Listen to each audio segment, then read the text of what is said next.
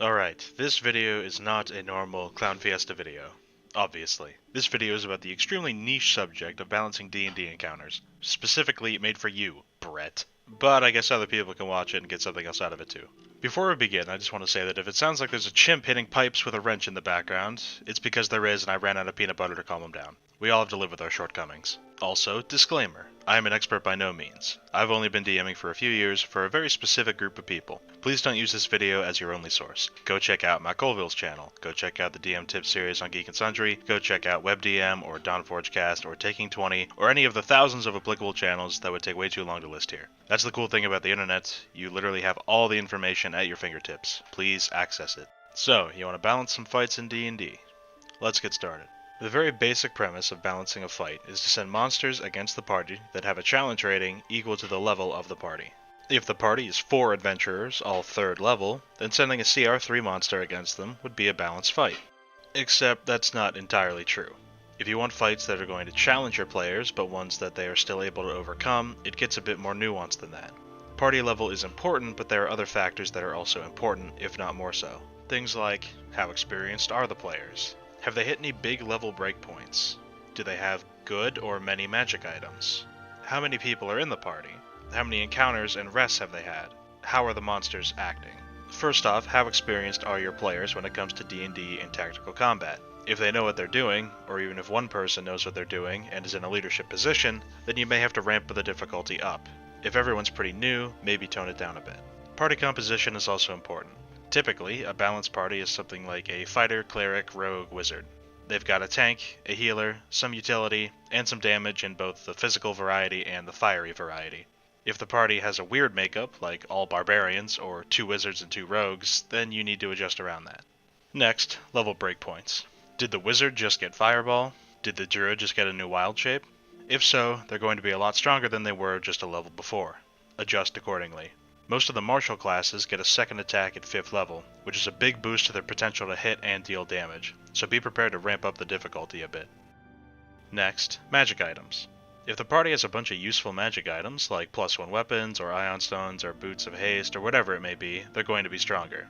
If you give your players a bunch of cool, and totally not cursed, magic items, like me, you're going to have to send stronger stuff against them to make up for it. Next, how many people are in the party? This will not only affect the CR of monsters you can send against them, but also how many you should send, or if they should have legendary actions or not. If you have 6 people in your party, that's 6 actions for their side. Quick tip for balancing encounters. More actions equals more damage, equals higher chance of winning. If you send one big enemy with no legendary actions against a party of 7 people, they're going to get murked without being able to do much of anything. Alternatively, if you send 18 bandits against a level 3 party of 3 people, the party is likely to die just because of the overwhelming numbers. Let's also talk about NPCs in the party, and whether or not they're being controlled by a player. An NPC being played by the DM isn't going to act perfectly optimally, but is still a person to be counted for actions and challenge ratings. If an NPC is being controlled by a player, especially an experienced one, then that player is probably going to concoct some crazy combos and totally screw your monsters up. Make sure, if you do have NPCs in the party, that you are adjusting the difficulty for their presence.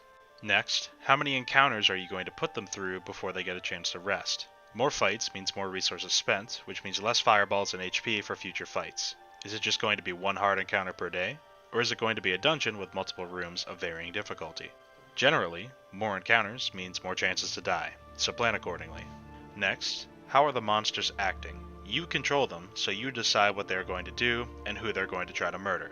Are they just going to swarm the closest thing and bite its ankles to death? Or will they intelligently hit the dude not wearing any armor and decimating their ranks with big explosions? Maybe it's something in between.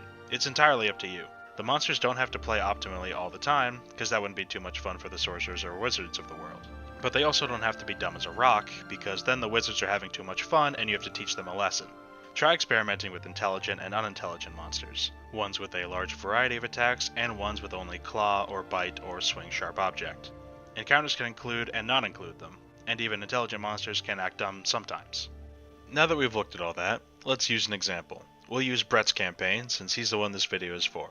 So Brett, let's take a look at our party. We have 4 adventurers, a paladin, a bard, and 2 sorcerers, all at 5th level, which means the paladin gets 2 attacks per turn, and the spellcasters have access to 3rd level spells, like, fireball. We don't have many magic items aside from some health potions either. So, a single encounter of a single CR5 monster, like a hill giant, is just going to get blasted. A single encounter of two CR3 monsters, like two owlbears, would be a bit more difficult, but still pretty much a joke. To appropriately challenge a party like this, it's going to take either a series of encounters that force the party to expend resources, or a single encounter with a very, very tough enemy. Let's take the easy route, a dungeon. The dungeon will have 4 encounters in it. The first room has something kind of tough, but not too threatening, like a few wights. The fact that they're undead might bait the paladin into using a few divine smites, and the number may bait the spellcasters into using that one high damage AoE spell whose name escapes me at the moment. The wights by themselves are only CR3, but they can make 2 attacks per turn, melee or ranged, which make them tactically a bit stronger in the hands of a smart DM. The wights may deal a bit of damage before being dispatched as well, using up resources there either in the form of hit points or healing magic. The next room should be something of a higher CR than a wight, and maybe with a few low CR minions. How about a Banshee, plus some skeletons and zombies? The Banshee has many damage resistances and immunities, which makes it pretty strong. She can also move through units, has a Frighten ability, does good damage on her attack, and of course has her Wail ability. The zombies and skeletons are there to back up the Banshee, so that not everyone just focuses her down instantly, and could also do a bit of damage. By the time they make it to the third room, they should have used a few spell slots and perhaps be a bit injured. The third encounter will make a challenge due to the terrain. Once they're halfway through this cavernous room, some slimes come down in front as well as behind them. Directly threatening the backline of the 2 squishy sorcerers makes the fight a lot harder, and would probably make them spend a lot more spells than they would normally. For the final room, we need a cool boss. Since they're likely to be damaged, and missing quite a few spells and features at this point, it doesn't have to be too strong, but you should make it stronger than normal. Just for fun, let's make it a Drow Mage. Her AC is low, and so are her hit points, so let's have her use her Summon Demon ability to already have a Shadow Demon present when they get there. She knows some nasty spells, and the Shadow Demon can do some good damage with his claws. Let's also give the mage some legendary actions, because if she doesn't have any, she's only going to get like 1 or 2 turns probably. It's important to give your bosses legendary actions. If it's 4 on 1 or 4 on 2, the 4 have a major advantage. Giving that 1 more actions helps even the playing field. If you're wondering what actions to give them, just take a look at monsters that have legendary actions in the monster manual. Copy and paste to taste. Let's give her 2 legendary actions per round. One will cost 1 action, and it will be to move her up to her speed without provoking opportunity attacks. This should help her get pinned down less. Another will cost 2 actions, and will allow her to cast a cantrip. Boom. Done. Fill that bitch up with treasure, and throw him into it. That's a pretty good dungeon, right? Well, we haven't gone over the most important part of encounter balance yet. If you're running the game like me, and you like throwing hard encounters at your party, but don't really want to kill them, then good news. You have the most powerful tool in your GM arsenal. You are the GM. You manipulate everything in this game. If the party really struggles with those wights in the first room, then maybe the Banshee doesn't have any zombies or skeletons with her, or maybe she just never uses her Wail ability. Or if the Banshee gives them a hard time, maybe some oozes don't drop in behind the party while they're walking through the next chamber. Or maybe the Banshee died too easily, so now there's more oozes in the next room. Maybe the Drow Mage didn't summon her Shadow Demon yet, or maybe she summoned 2. The players have no idea what's in the next room. They have no idea what abilities your enemies may use, or how much damage they may do, or if they have legendary actions or not. As long as that monster is in the next room, it could be anything. Use that to your advantage. So let's recap. Level isn't everything. Action economy is important. Number of encounters is important. Give legendary actions to your bosses. And remember, the players have no idea what's behind that next door, so it doesn't have to remain static. A lot of this comes down to just experience, playing, and running the game. The game is about having fun, and killing monsters is a big part of that fun. Make it fun. Even if you don't balance encounters perfectly, even if you screw it up a ton, as long as the players are having fun, whatever you're doing is working. Maybe you're running for people who like really deadly combat.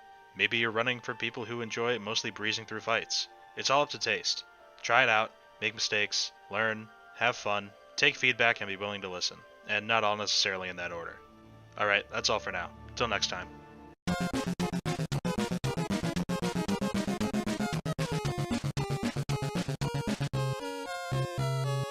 So, quick end of video message here. I know this is the first time I've made a video quite like this, and it's for a specific purpose to help Brett with his campaign, since he's constantly asking me and Connor and Young for advice and things like that. But this is, a form of content I might be interested in continuing, so just let me know what my normal audience, what you guys think, and maybe we can keep doing stuff like that. And to everyone wondering, there still will be a normal video this Friday, so don't worry about that. Anyways, I'll see you guys on Friday.